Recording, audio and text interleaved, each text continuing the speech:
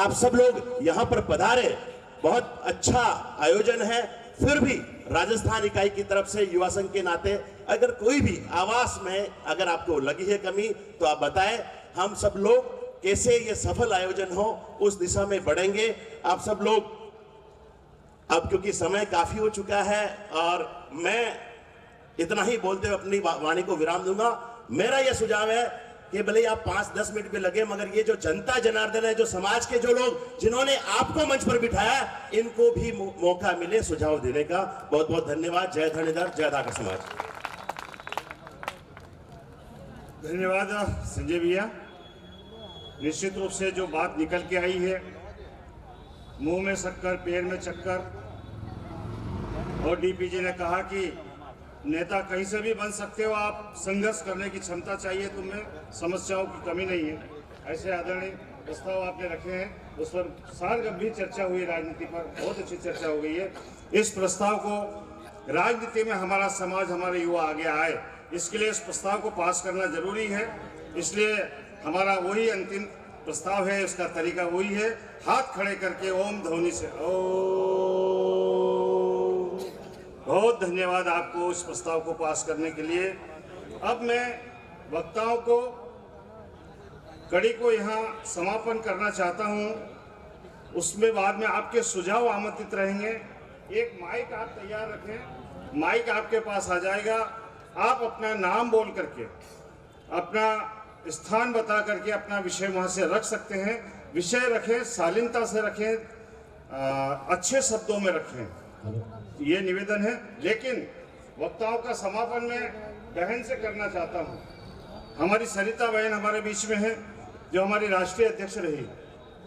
आपके समय में भी महिला इकाई का खूब काम बढ़ा है, तो संक्षिप्त में उनसे भी निवेदन करते हैं कि ये वक्ताओं का समापन महिला से हो। सरिता बहन।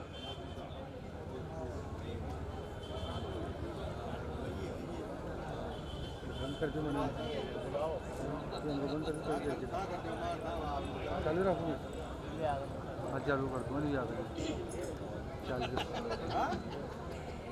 जय धरणीधर। मंच पर उपस्थित मेरे आशीर्वाद दाता, मेरे वरिष्ठ जन, आप सभी का आत्मीय वंदन, अभिनंदन। आज इस अखिल भारतीय धाकड़ महासभा के 32वें अधिवेशन में हमारे धाकड़ समाज जहाँ भी निवास करता है, सुदूर क्षेत्रों से सभी प्रतिनिधिगण आज यहाँ उपस्थित हुए हैं, एक आशा लेकर, एक उम्मीद लेकर कि हाँ, इतने वर्षों के बाद, करीब 9-10 वर्षों के बाद हम सभी को इस महाकुंभ में मिलने का, एक दूसरे से बात करने का अवसर मिला। तो इसलिए आज हम सभी सुबह से जो भी चल रहा है, इतने अच्छे अच्छे वक्ता हमारे बीच में हैं। सबसे अच्छी चीज़ ये है कि इसे अलग अलग क्षेत्रों में बांटकर अलग अलग उनके जो भी उसमें विशेषज्ञ थे, उनकी राय ली गई, उनसे पूछा गया कि भाई किस क्षेत्र में किस तरह से हम लोग अपना योगदान दे सकते हैं, कैसे आगे बढ़ा सकते हैं, और सबने बहुत अच्छे अपने विचार रखे। तो जब निश्चित रूप से जब हम अपने क्षेत्र में जाएंगे, क्योंकि जो धाकड़ समाज है उसके बहुत क्रीमी लेयर के जो लोग हैं वो यहाँ पर आए हैं, हमारा जो पूरा समाज है वो गांव में बसता है, तो यहाँ से हम जो संदेश लेकर जाएंगे वो हम उन लोगों तक पहुँचाएंगे। तो मेरी इस महासभा से ये रिक्वेस्ट है कि अभी तक 10 साल तक अधिवेशन नहीं हो पाया, मैं उसके अंदर नहीं जाना चाहूंगी कि क्यों नहीं हुआ, कोई बात नहीं, कुछ तो कोरोना आ गया था, कुछ कोरोना आ गया था, वो चलता है। लेकिन अब एक निश्चित अंतराल के साथ अगर इस तरह का कार्यक्रम होता रहे तो ये जो व्यक्तिगत प्रगति तो हम सब करते ही हैं भाई, हर इंसान अपनी व्यक्तिगत प्रगति पे ध्यान देता है, लेकिन सामाजिक प्रगति, क्यों, चूंकि हम पिछड़ा वर्ग में थे, अभी हम विकासशील हैं, हमें विकसित होना है। तो इसके लिए जो इस तरह के सामाजिक कार्यक्रम होते हैं वो ग्लूकोन डी का काम करते हैं, एक एनर्जी ड्रिंक का काम करते हैं। क्योंकि जब हम इस तरह कुछ नहीं हो पाता है, जैसे इतने सालों तक नहीं हो पाया, सब अपने अपने में ठंडे पड़ गए, सबको लग रहा था कहीं ना कहीं कि महासभा जो है खत्म हो रही है। हालांकि ऐसा कुछ हुआ नहीं, लेकिन जनता को कैसे पता चलेगा, हम कैसे समझाएंगे? क्योंकि कुछ न कुछ इस तरह का अगर चलता रहेगा तो एनर्जी मिलती रहेगी और हमारे जो युवा वर्ग है, चाहे महिला वर्ग है, चाहे बच्चे हैं, चाहे बड़े हैं, उन सबको एक राह दिखेगी। आज इतना सारा डिस्कशन हुआ, लेकिन हमारे किसी भी भाई या बहन को ये चीज ध्यान नहीं आई कि आज के दौर में अगर सबसे बड़ा दुश्मन हमारा है, हमारी प्रगति में अगर बाधक है, तो मोबाइल है। क्योंकि बाकी सब बातों पे बातें हो चुकी है और उसको रिपीट करने का कोई मतलब नहीं है। लेकिन मेरी आप लोगों से गुजारिश है कि आज जो हमारे बच्चे हैं, कल का वो युवा वर्ग है, कल के बड़े होंगे, तो उनके हाथ में हमको समाज की डोर देनी है। और आज हर बच्चा आप देखोगे कि वो मोबाइल के बिना नहीं रह सकता। वो मोबाइल के बिना क्यों नहीं रह सकता? क्योंकि जो पेरेंट्स हैं, पापा हैं, वो भी अपना काम में बिजी रहते हैं। जब घर आते हैं तो फैमिली के साथ, परिवार के साथ समय देने के बजाय क्या करते हैं? फोन में व्यस्त हो जाते हैं। अगर आप फोन चला रहे हो तो आप बच्चे को मना भी नहीं कर सकते, बच्चा भी चलाएगा। तो युवाओं से, खासकर युवाओं पे जब बात चल रही थी कि युवाओं को क्या करना चाहिए, क्या नहीं करना चाहिए, तो उस चीज के लिए मैं आपको बोलना चाहती हूँ कि आप अपने परिवार को भी समय दें। अगर आप परिवार को समय देंगे, आपका परिवार व्यवस्थित रहेगा, तभी तो आप समाज को व्यवस्थित कर पाएंगे। आप बताइए मुझे, आप यहाँ जितने भी लोग आए हैं, आप अपने बच्चों पे या अपनी पत्नी पे या अपने माता पिता पे कितना ध्यान देते हैं? हमें अपने उससे, दोस्तों से, अपने काम से ही फुर्सत नहीं मिलती है, लेकिन समय तो निकालना होगा।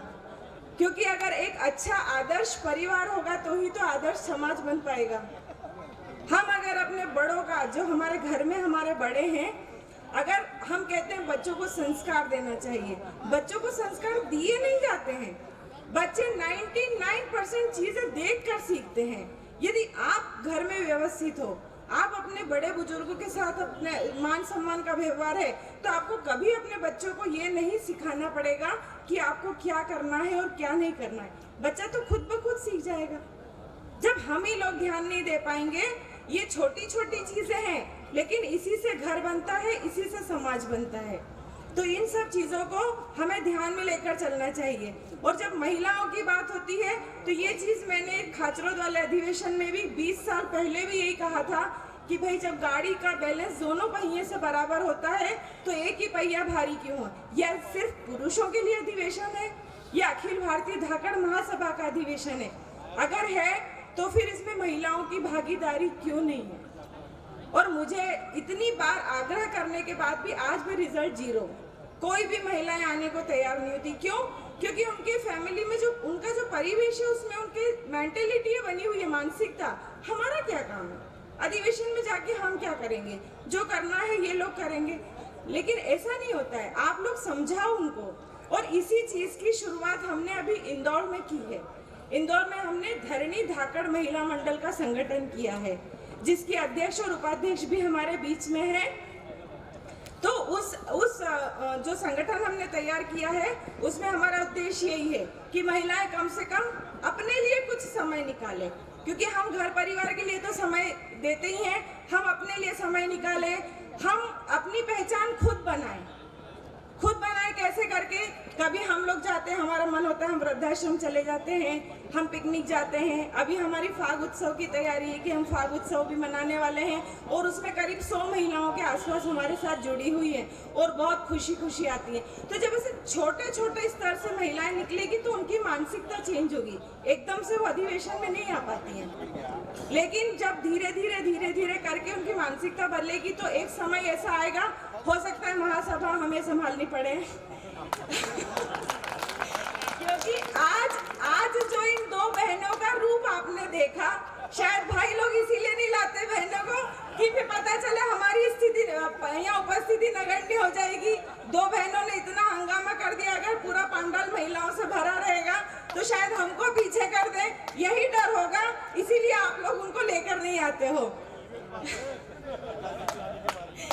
लेकिन मेरी आप लोगों से गुजारिश है, मतलब अनुनय है कि कृपया करके जब भी कोई क्षेत्रीय स्तर का कार्यक्रम हो, कोई जिला स्तर का कार्यक्रम हो, तो उनकी भागीदारी बढ़ाएं। और जो भी महिला इकाई की राष्ट्रीय अध्यक्ष बने, उनसे मैं कहना चाहूंगी कि जब आप अपनी कार्यकारिणी का गठन करते हैं तो उनसे 4-6 महीने में वापस अपना एक मीटिंग क्षेत्रीय लेवल की कैसे भी करके, और प्रोग्रेस रिपोर्ट ये सबको करनी चाहिए, युवाओं को भी करनी चाहिए, राष्ट्रीय अध्यक्ष को भी करनी चाहिए कि भाई आपका 2 महीने में 3 महीने में जो अगर आपको पद दिया गया है तो आपने क्या किया, तो हमें पता तो चलेगा कि चल क्या रहा है।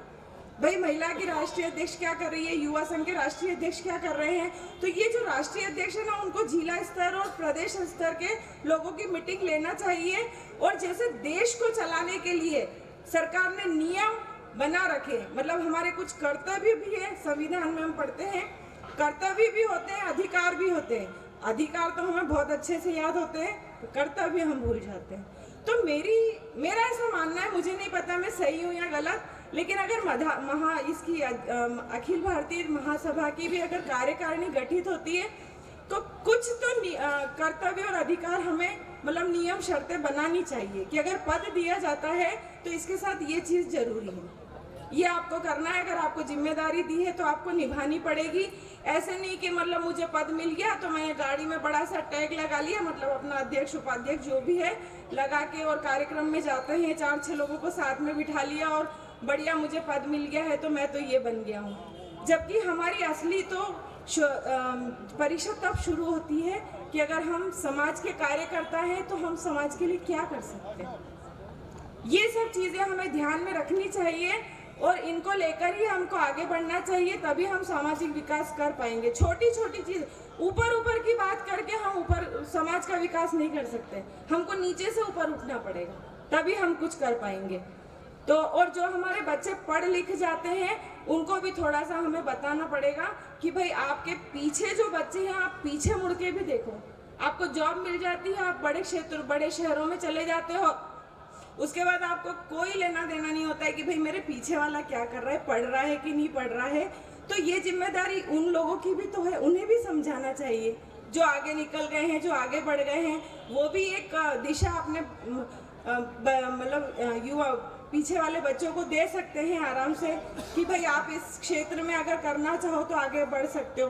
वो लोग नौकरी पे चले जाते हैं, उन्हें कोई मतलब ही नहीं रहता है, बचते कौन है कहने को। अभी आज यहाँ कोटा में, आपके कोटा में भी बहुत सारे धाकड़ समाज के बच्चे कुछ बहुत अच्छा मेडिकल में या इंजीनियरिंग में किया होगा, लेकिन आज यहाँ उपस्थित हैं क्या?